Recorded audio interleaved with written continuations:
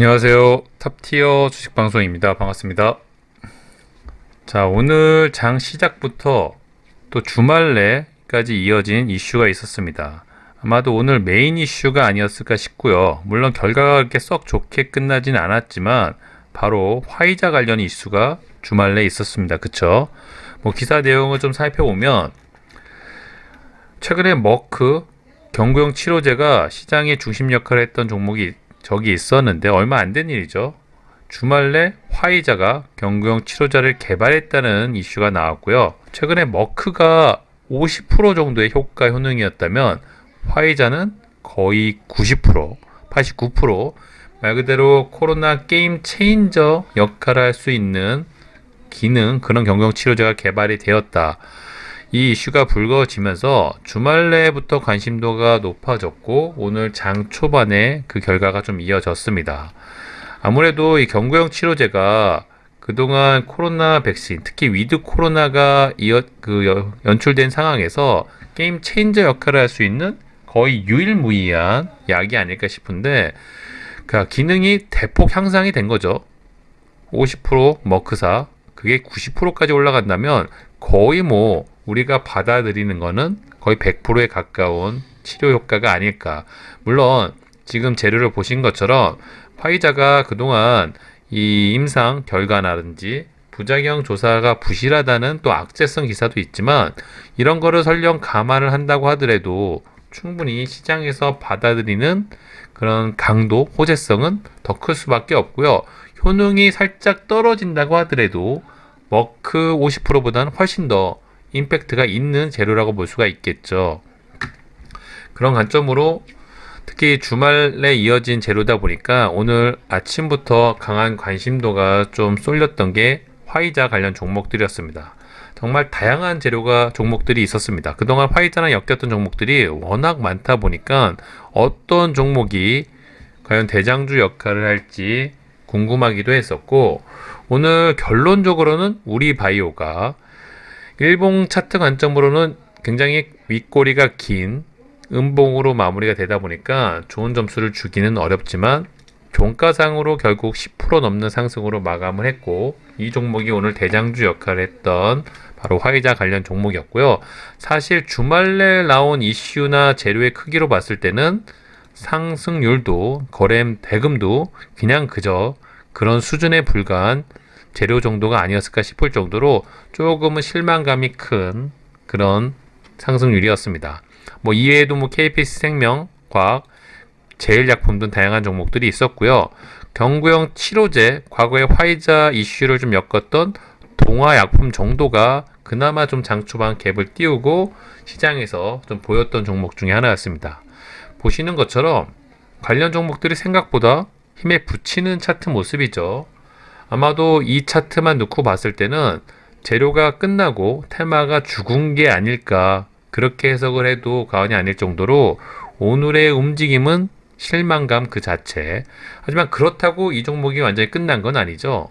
이런 테마들은 하루 당일날은 오히려 별 볼 일 없다가 내일 언제 그랬냐는 듯이 또 양봉을 띄워주면서 굉장히 또 시장 중심 역할하는 경우가 생깁니다. 그런 관점으로 일단 화이자 관련 종목들은 조금 더 봐야 되지 않을까. 첫 번째가 그 관점이고요. 쉬운 예로 최근에 이 요소수 관련 종목들 KG케미칼의 대장주로 움직였습니다. 이 종목도 마찬가지죠. 처음 이슈가 된 날은 오히려 거래대금도 별 볼 일 없고 굉장히 꼬리가 긴 음봉으로 마무리가 됐었는데 언제 그랬냐는 듯이 다음날부터 대금이 터지면서 시세 분출했던 종목이 바로 KG케미칼. 이런 점만 좀 감안을 하더라도 우리 바이오를 필두로 한 화이자 관련 종목들 내일 한 번 더 당분간 하루 이틀 정도는 이 추적 관찰을 하면서 과연 시세 분출을 하는지 거래 대금이 터지는지 그런 관점으로 좀 지켜볼 필요가 있어 보이고요. 저는 이 관점 말고도 최근에 HK이노엔이 머크 관련 경구용 치료제를 개발했던 날이 발표가 됐던 날이 이날이었죠. 그래서 상한가로 직행을 했고 물론 다음날 부작용 이슈가 좀 불거지면서 생각보다 시세 분출을 못하나 싶었는데 밑꼬리를 또 강하게 달면서 거래대금 1조가 넘는 대금을 터뜨리면서 시장에서 나름 또 당일 주도주 역할을 했던 종목입니다. 이 부분에서 제 영상을 보시고 매매하신 분들도 많이 계신 걸로 알고 있는데, 자, 이처럼 이때 이 HK 이노엔이 잘 가면서 우리에게 또 재밌는 포인트를 주었던 기억이 있죠. 바로 이 반사 악재 개념으로 HK 이노엔을 제외한 타 바이오 관련 대부분의 종목들이 굉장히 큰 폭으로 하락을 했습니다. 가장 대표적인 주자가 바로 경구용 치료제 대장주로 움직였던 한국 BNC. 조정을 받으러 내려왔는데 HK 이노엔 좋은 재료가 터지면서 또 반사 악재가 적용이 돼서 말도 안 되는 하락을 했었고, 그 점을 좀 이용해서 이런 부분에서 충분히 매수가 가능하다. 오늘 매매를 했던 서정기전과 같은 개념이죠. 낙폭 과대, 충분히 반등의 실마리가 있다고 판단했고, 이런 부분에서 베팅을 해서 또 수익을 챙겼던 종목이 한국 BNC였는데, 오늘도 한국 BNC를 필두로 한 대부분의 바이오 관련 종목들이 이 화이자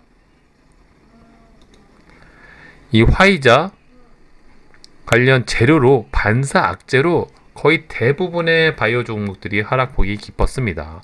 한국 BNC, 국전약품, 심지어 가장 우량한 SK 바이오사이언스, 우리나라 바이오 대장주 셀트리온, 전부 차트 모습이 말도 안 되는 자리까지 밀려 내려왔죠. 여기서 머크한테 두들겨 맞고 이제 다시 화이자한테 두들겨 맞고 있는 차트 모습. 얼마 전에 바로 경험했던 일입니다. 이 부분에서 HK 이노엔이 좋은 재료를 띄우고 올라가다 보니 관련 다른 바이오 관련 종목들이 굉장히 큰 폭으로 하락을 했습니다. 그쵸? 그 구간에서 저점 매수 기회를 엿보신 분들은 또 공포 구간이었음에도 불구하고 굉장히 또 안정적으로 생각보다 높은 수익을 챙길 수 있는 기회를 얻어갔었죠. 저는 어쩌면 이번도 마찬가지 상황이 아닐까. 물론 화이자 관련 종목들이 내일 또 어떻게 움직이는지 그 포인트가 가장 중요하고요. 만약 얘네들이 내일 잘 가는 그런 상황이 발생을 한다면 지금 말씀드린 타 바이오 관련 종목들이 또 생각보다는 힘없이 밀릴 가능성이 있겠죠. 말 그대로 시소 게임. 하지만 언제 그랬냐는 듯이 또 화이자 관련 종목들이 생각보다 힘에 붙인다면 그동안 반사 악재로 주가가 밀렸던 한국 BNC, 국전약품, SK 바사, 셀트리온 관련 종목들이 또 저점을 잡고 올라올 충분한 기회를 얻을 수 있습니다.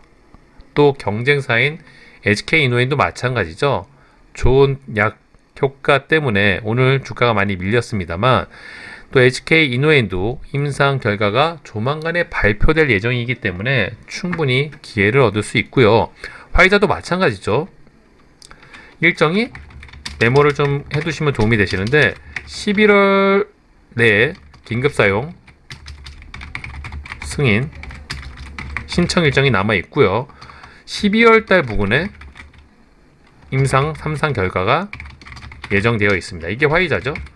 반면에 머크는 11월 초 부분에 임상 3상 결과.